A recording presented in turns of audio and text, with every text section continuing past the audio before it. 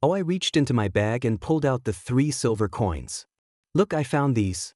It's not much, but it might help us. Her eyes dropped to the coins. The silence dragged on, heavier than before. Finally, she spoke. 3 silver coins?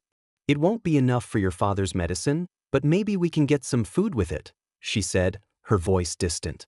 Yeah, that's what I thought. I'll head to town in the morning and see what I can get. I avoided mentioning the gamma pistol and Saratha's rings. Those secrets would stay buried for now. How's Dad? No fever. He's been asleep for a while. Elora is with him. For the first time in days, some good news.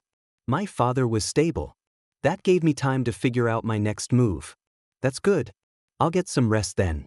Tomorrow, you're not hiding anything from me, are you? You know you can tell me anything. Her words caught me off guard. I shook my head. I know, Ma. I'd never hide anything from you. Another lie. Lying to her is the right thing, right? I can't burden her with this. Not after everything she's already been through. Maybe someday, when this is all over, when the coins are enough, when Dad is better. Maybe then I can tell her the truth. I retreated to my room, closed the door, and finally allowed myself to collapse onto the bed. Sleep came quickly, but not peacefully. The next day I woke up feeling physically rested, but my mind was a tangled mess. The night had been restless. Fragmented dreams and sudden awakenings occurred several times. Still, I had no time to dwell on it. I had to get to town. I changed into clean clothes, shoving the bloodied ones into a cabinet. Grabbing my bag, with the coins, the pistol, and the rings safely tucked inside, I moved quietly. I didn't want to talk to anyone. Not yet. Not with this guilt weighing me down. The walk to town went as usual. I followed the dirt path through open fields, passing rows of small wooden houses surrounded by stretches of wheat. They looked just like mine, simple and weathered, yet stubbornly standing. It took about 10 minutes before the town came into view. A large, worn sign greeted me, "Welcome to Alessandria." The entrance had a few members of the state guard stationed nearby, standing idle but armed. My stomach tightened at the sight of their uniforms. The image of the soldier I had killed flashed through my mind. I lowered my head, hoping to avoid any unwanted attention. Thankfully, in a place like this, people came and went without much scrutiny. The guards barely acknowledged my presence as I slipped past them. Inside, Alessandria felt empty. Once home to nearly 20,000 people, the town now seemed to house only half that number. Boarded-up windows and locked doors lined the streets. Shops that once hummed with activity were silent. The streets were cracked, uneven, and littered with debris. Aimrite crystal lamps lined the roads, their faint glow struggling against the encroaching gloom. Some were shattered, others flickered inconsistently, barely clinging to life, much like the town itself. Despite the decay, there was movement. Carts rolled through the streets, pulled by horses fitted with mechanical implants. These enhancements were commonplace, their faint hum blending with the sound of hooves on stone. The mechanical implants had Aimrite crystals embedded in their chests and ribs that pulsed faintly, channeling small surges of gamma energy through their nervous systems. The system worked by transmitting low-energy gamma pulses through the reins, which acted as conductors. These pulses traveled to the Aimrite crystals, which amplified and converted the energy into electrical signals. These signals stimulated the horses' nervous systems, overriding panic responses and enforcing calm and obedience. It was said that the process didn't harm the animals. The gamma pulses were too weak to cause damage, and the Aimrite crystals absorbed most of the energy before transmitting it. Instead of relying on brute force or whips, drivers could direct their horses with precision through subtle shifts in the reins. I walked for a while until I found a small shop that still seemed to have goods. The building was worn, its wooden frame reinforced with scraps of metal plating bolted along the walls. Inside, the scent of rust hung in the air, and faint scorch marks lined the edges of the shelves, as if a small fire had once broken out there. Behind the counter stood an old man. His clothes were stained with grease, and his fingers bore the marks of years spent handling tools, blackened nails, callous skin, and faint burns that hadn't healed properly. He looked up from tinkering with what appeared to be a broken Amorite-powered lantern, his eyes squinting as if the light above wasn't enough for him. "Excuse me," I said quietly. "What?" "Speak up, I can't hear you," the old man replied with an aggressive tone. "I'm looking to buy something to take home. Food, to be specific," I said, this time more firmly. "Food? What a surprise. That's what everyone's been looking for these past few months." His response deflated my hopes. Maybe he didn't have anything either. "Look, how much do you have?" he asked, scratching his head. His tone had softened slightly. Maybe he pitied me. 3 silver coins. 3 coins? With 2 you can get 2 medium-sized loaves of bread, about £1 each. What? Only 2 loaves? But before they cost, look, kid, maybe you don't understand economics, but I'm sure you understand scarcity. Do you want the bread or not? He snapped, clearly losing patience. But, and with just 1 silver coin, I can give you what's left of the potatoes, 10 of them. Each weighs about 8 pounds. That's all I've got. It was expensive, outrageously so. Just a few months ago, a single silver coin could buy enough food for 2 weeks. Now it barely bought scraps. But I wasn't in a position to argue. I reached into my bag, pulled out the 3 coins, and handed them over. I stepped out of the shop with a new bag in my hands, carrying the food I'd bought. It had been expensive, too expensive, but at least I wouldn't return home empty-handed. "Hey, you," someone called out. I froze, the hairs on the back of my neck rising. Turning slowly, I spotted them, a group of 5 men lingering near the edge of the street. Their clothes were ragged, their eyes sharp and predatory. "What do you got there? Let us take a look." The one in front smirked, his tone playful, but the menace beneath it was impossible to miss. They weren't here to look. They were here to take. They started moving toward me. I could feel the tension in their steps, like wolves closing in on prey. My hands tightened around the bag strap before I carefully set it down. My other hand slipped into the other bag where I had the rings, but I was not going for the rings. My fingers brushing against a cold metal, the gamma pistol. That's what I should do. But my legs wouldn't move. I wasn't thinking. My body acted on its own, driven by something deeper, something primal. I gripped the pistol tighter, my breath steadying as my pulse quickened. Out of the corner of my eye, I noticed movement, people peeking out from windows and doorways. Some quickly shut their curtains, pretending not to see. Others lingered, their eyes darting between me and the group, waiting to see how this would unfold. This food wasn't just survival. It was hope. Proof that I could keep going, that I could protect my family. And now these men wanted to take it from me? My heart pounded, but fear didn't cloud my mind. Not like before. Survive. My father's words echoed in my head. Survive at all costs. I had killed for this. I had taken a life and crossed a line I couldn't return from. And no one was going to take what I fought for. I gripped the pistol tighter, my breath steadying as my pulse quickened. Because I have to survive.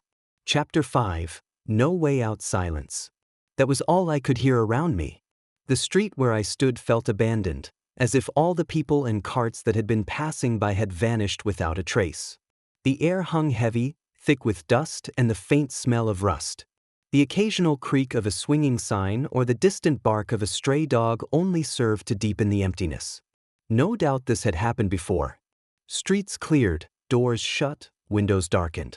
It wasn't fear of me that drove them away, but fear of what followed. No one wanted to be part of it. Now it was just me and those 5 men standing in front of me. If my measurements were correct, they were about 15 meters away. The leader shifted his weight, his boots grinding against the gravel. I noticed the way one of them rolled his shoulders, loosening up, like a predator preparing to strike. Another tapped a blade against his leg, the dull rhythm echoing faintly. I looked around, my right hand already inside my bag, gripping the gamma pistol tightly. Before doing anything rash, my eyes scanned the surroundings. Crumbling walls, broken crates, and scattered debris, nothing I could use as proper cover. I could feel my heart pounding in my chest, each beat louder than the last. Sweat pricked my skin, but something in my subconscious whispered that I needed to stay calm. Calm meant control. Control meant survival. Anyone would be at a disadvantage in a 1-against-5 fight. And physically, I was far from being in my best shape.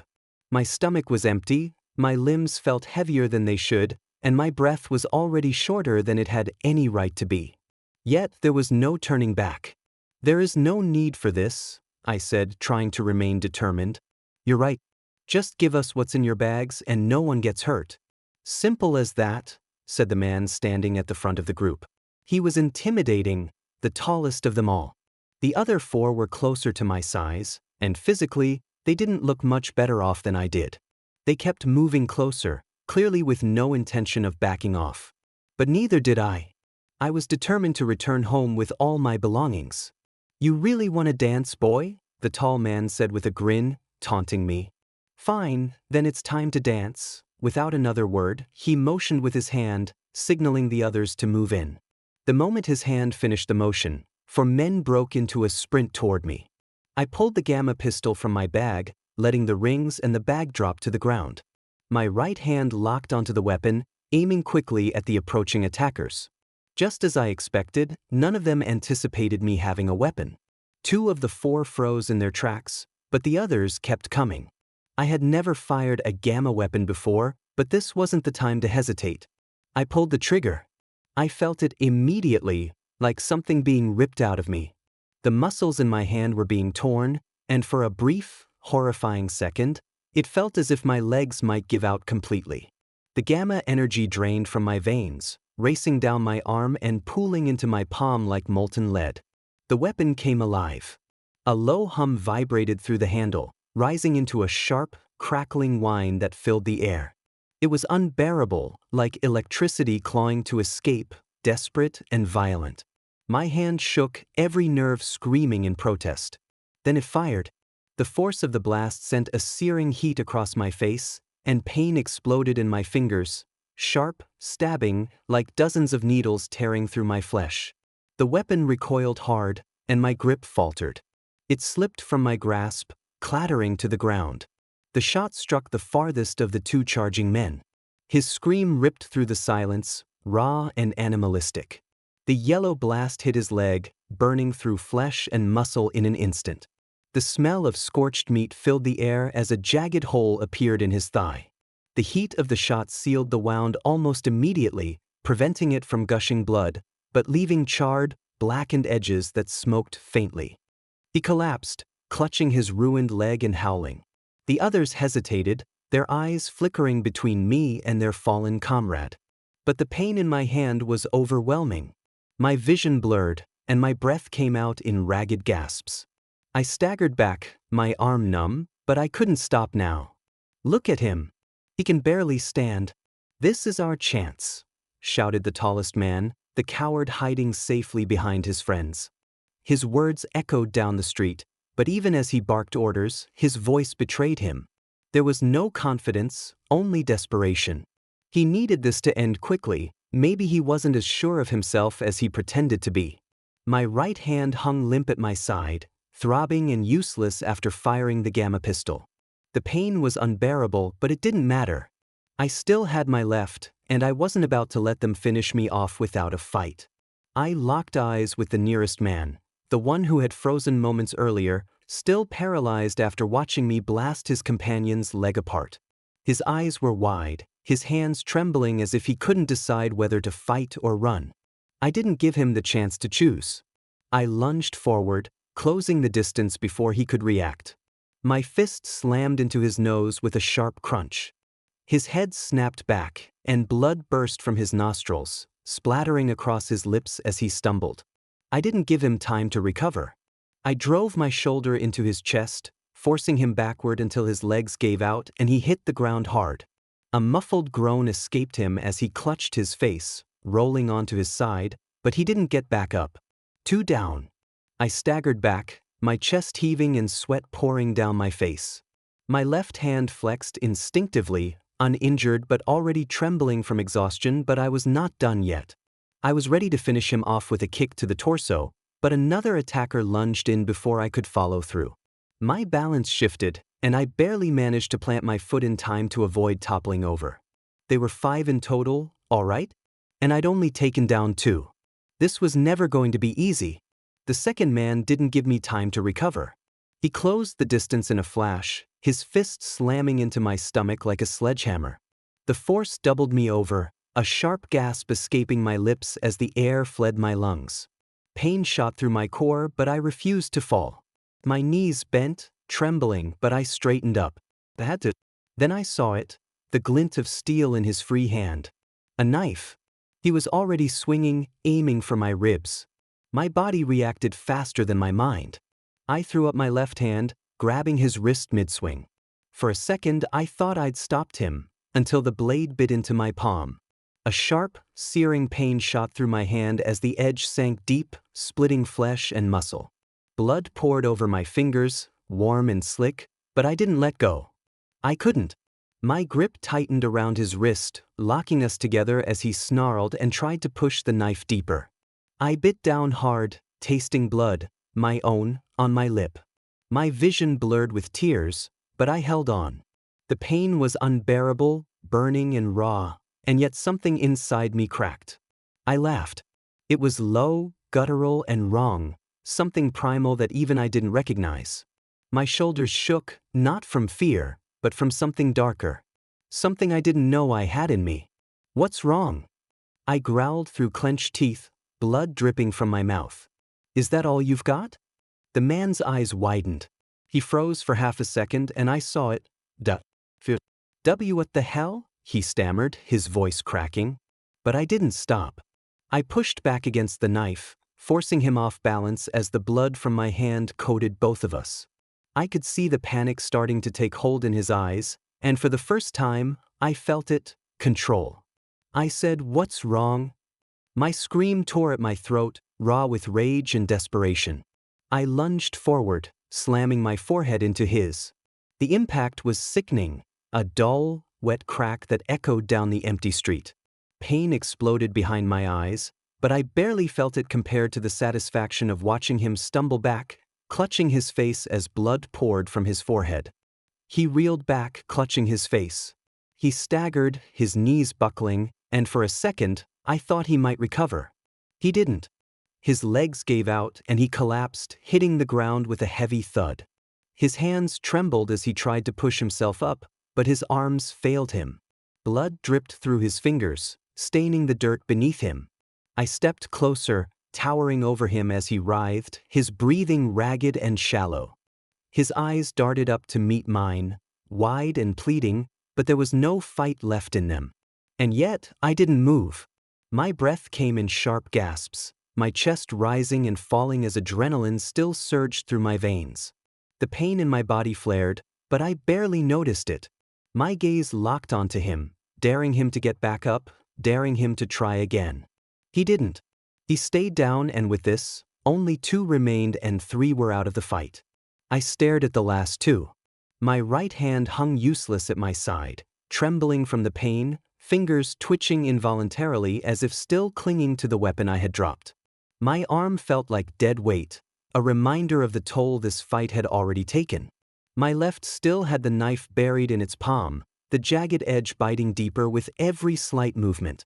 Blood oozed out, coating my fingers and dripping steadily onto the ground. My forehead throbbed, a steady pulse of pain radiating from the wound. Warm, sticky blood ran freely down my face as well, blurring my vision and stinging my eyes. I blinked rapidly, but it was no use. The red haze only made the 2 remaining men barely visible. Yet one of them stepped forward. The tall one. His boots ground against the dirt as he moved closer, each step slow and deliberate, like a predator stalking its prey. His confidence wavered, his eyes flickered with uncertainty, but he hid it behind a sneer. "You think this is over?" he growled, his voice low and sharp. "You're done. Look at you, you can barely stand." He pointed at my shaking arm, his lip curling as if he already saw me lying at his feet. "You're bleeding out, and I won't even need help to finish you off now." He spread his arms, showing off his size, his stance wide and aggressive. "Come on, tough guy. Let's see if you've got anything left." I didn't answer. I just stared at him, breathing hard, my vision blurring at the edges. He took another step. Nothing to say? No more screams? No more laughing. His grin widened. I'll enjoy putting you down, boy. He rushed at me, but before he could close the distance, enough. A voice rang out from the far end of the street, deep and commanding. I turned my head instinctively, as did everyone else. Through the blood dripping into my eyes, I could make out a figure flanked by several others. My vision blurred, and I couldn't tell how many there were, but their presence felt overwhelming. The man at the front stepped closer, dressed in a green and black uniform adorned with golden accents. A saber hung at his side, and the polished metals pinned to his chest gleamed in the dim light, reflecting authority and status. The streets of Alessandria are no place for this kind of chaos. If you're so eager to kill each other, do it outside the town, he said, his eyes sweeping over the scene with disdain. I just wanted to leave, I managed to say, my voice barely more than a whisper. You're not going anywhere. All of you are under arrest, he snapped, his gaze locking onto me. Then his eyes softened, just slightly but enough for me to notice. You, he said, pointing directly at me. You're coming with me. After everything I'd just been through, after everything I'd done to survive, was I really about to end up in a cell? I tried to protest, to fight back against the injustice of it, but my body refused to cooperate. My knees buckled and I collapsed under my own weight. My vision dimmed, but the sounds around me lingered, boots scraping against gravel, orders being barked, the clink of shackles being locked into place. I felt rough hands grip my arms, lifting me just enough for my feet to drag along the ground.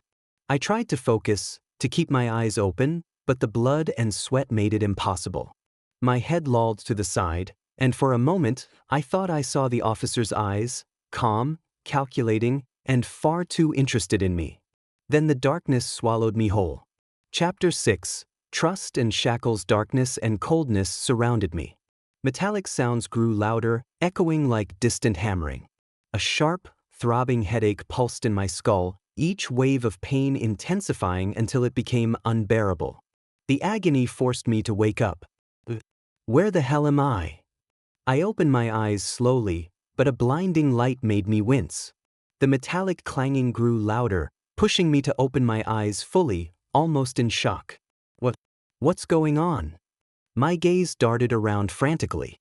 My chest tightened as if the adrenaline from the previous fight still coursed through my veins. I tried to stand, but my body ached all over. Good morning, princess.